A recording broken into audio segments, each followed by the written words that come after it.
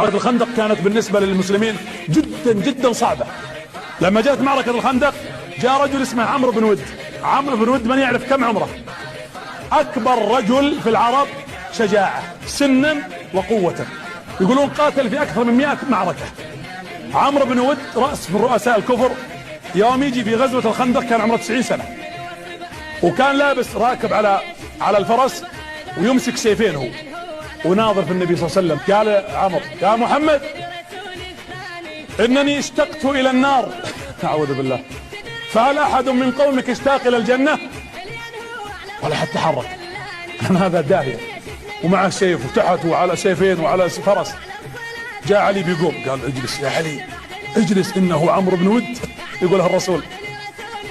قال: يا محمد ألا تسمع إنني اشتقت إلى النار فمن منكم اشتاق إلى الجنة؟ جاء علي بيقوم قال: اجلس يا علي إنه عمرو بن ود. قال: أنا عمرو بن ود، ألم يشتق أحد منكم إلى الجنة؟